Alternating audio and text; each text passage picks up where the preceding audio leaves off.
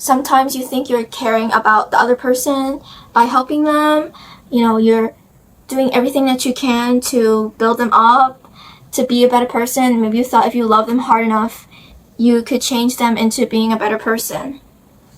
Okay, I'm looking at myself on the camera, so that's why I'm switching around. I know everyone says that. So unoriginal. Okay. I wanted to start off the video with a poem that I wrote. You give them a refreshing chance, and now they want your whole land. I share you a piece of my bread. Now you demand of it from me instead. You take and take until all that is left of me is my name. In the name of love, I don't mind. But for you, my love is just your game. Saying yes all the time costs not just your pennies and dimes, but also your well-being and your life. Don't tell everyone your secrets, especially to those who have double intentions. Some will ruin your finances. If saying how you truly felt ruined the connection, I'd rather ruin it all, for rejection is my divine protection. Sacrificing my needs for someone else, but no person will save you, only no will help. If you didn't share, would they still care? Okay, thank you. Round of applause for my poem.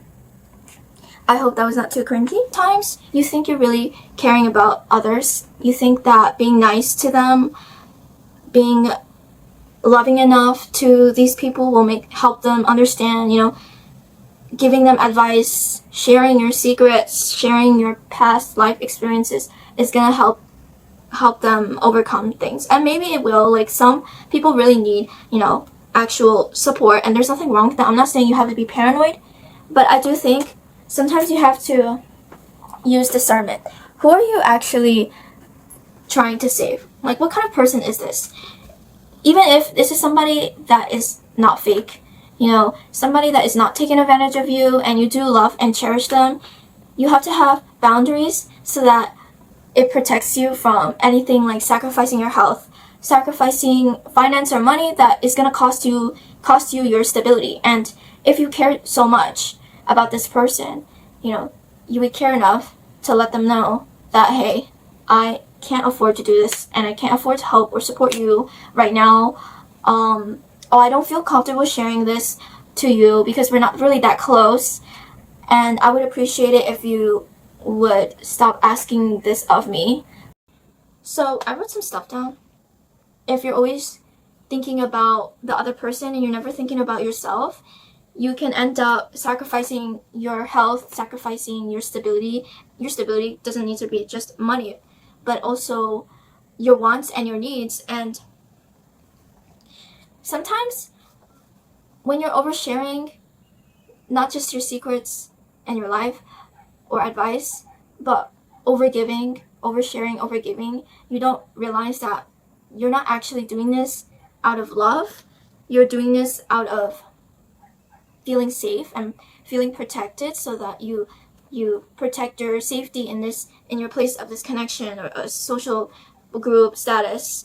And by being nice, by kissing ass, by overgiving, by overloving, maybe this person will come to understand and help you or continue loving you. And sometimes you have to have discernment and boundaries so that other people are not overstepping your life and taking control of your life. You have to have boundaries so that you have control over yourself, over your life, over your finances, over your health. If you don't take care of yourself and you don't have boundaries from other people who are asking you to do stuff, you're going to end up risking your life, risking your health for those who either they don't know that you're going through something, or they do know and they continue on pressing and pressing. And that's when you have to decide, if me making this boundary, is this going to ruin the connection? If it's going to ruin the connection simply because I said no and I did not want them to overstep, to make me sacrifice myself for them, then maybe they are not worth investing in. And of course, this comes with a lot of nuances.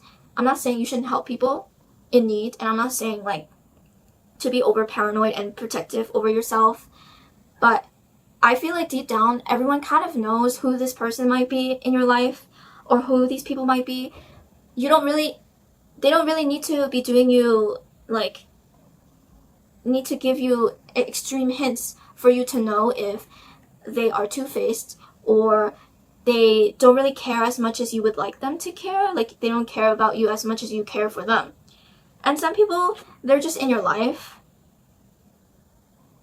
taking, and that's it. You know, like in my poem I stated, do they actually care about you, or do they just care about the fact that you do give them these things? You know, you give them emotional support, like therapy, you're the therapy friend, you know, but they're draining you and your mental health is going down, you know, but you feel like you have to be there for them and you have to be there for everyone, but in return you're kind of, you know, sacrificing and costing your own mental health, and your mental health also affects your other aspects of your life, you know, like your productivity, being burnt out easily, not being able to focus properly, also affecting your physical health too, and just a lot of other things. And I had like a friend who had this partner that was constantly being overly critical of them, always judging them, always saying nasty stuff. At least for me, I was like, that is really out of pocket for you to say to somebody, especially, you know, to your partner. And this partner of theirs would constantly show off materialistic stuff, and they would always ask, I guess you could say they were kind of like a gold digger, okay? Like, they were a gold digger, and you wouldn't say that out loud to somebody, you know, but it's giving gold digger. And when I mean gold digger, I mean like somebody who, you know, uses another person for their money, uses the other person for status, you know, and maybe this partner of theirs was a huge love bomber. You know, they would, whenever this friend of mine would get upset or sad or something, like the partner never listened until maybe it was like the relationship was on the brink of, you know, collapsing, and all of a sudden they come in with love and gifts and affection, but it was only conditional. And sometimes you have to, like, you know, step back and think about who in your life is doing this to you. Like, do they actually care about you, or do they care about what you give to them? I had another friend who, we were very good friends, and I had to kind of end my friendship with her because I felt like, you know, our friendship was kind of transactional in a way of like emotional transaction, and we didn't really bond a lot over other stuff except for our traumas, except for, you know, talking about our issues. And while it was mutual, you know, and we both consented to it, I did feel like over time I was constantly giving her advice. I was constantly trying to mother her and give her, you know, pointers and boundaries to our relationship, that like she just would continue, you know, crossing my boundaries. She would continue not listening to what I needed in our friendship, that eventually, you know, I told her, like, I can't do this anymore, you know, I have to take a break, and I ended our friendship because genuinely, you know, there's only so much that I could do to help somebody. And that's another thing, is like, sometimes you really love somebody, sometimes you really do care about them, but it's up to them to change their life. And it's up to you to take control over your life. And it's up to you to realize that sometimes, you know, sacrificing, sharing isn't always caring. You're not doing this because you really care. You're sharing, you know, but you don't care about yourself. You're not taking care of your body. You're not taking care of your mental health. There's no shame in if you have, you know, at some point in your life you did sacrifice a lot, and you were a yes man, or you were a people pleaser, because we all were. You know, I was. Like, I wouldn't be here talking about it if I didn't experience it myself. Like, I definitely know what it's like being a people pleaser, not being able to say no because I didn't want to upset people. And I thought about it, but, you know, I actually did not care that much about the person's feelings. I cared more about my own feelings, about being hurt, about being rejected. And I realized, like, this is my life. You know, I want to be able to live it freely. I want to be able to have friends and people who understand me, not where I have to walk on eggshells because I said that you need to stop making noise in the middle of the night, and you think I'm selfish, like my family, you know, like. And I also know, I have another example, but like my mother, right? I used to visit her when she would work. And in her workplace, I noticed she was very much a bootlicker. Okay, she would kiss ass to her coworkers, to her employers, her boss, managers, or whatever. And I was like, this woman that I know, that I lived with, who is very headstrong, always yelling at me and stuff. Okay, like, she changed into a whole different person, like 360. And I was like, this is not the woman that I know. This is not the headstrong woman that I know, right? And she would take on calls over time that she would not get paid for. And I'm not saying like her boss forced her to do any of these things.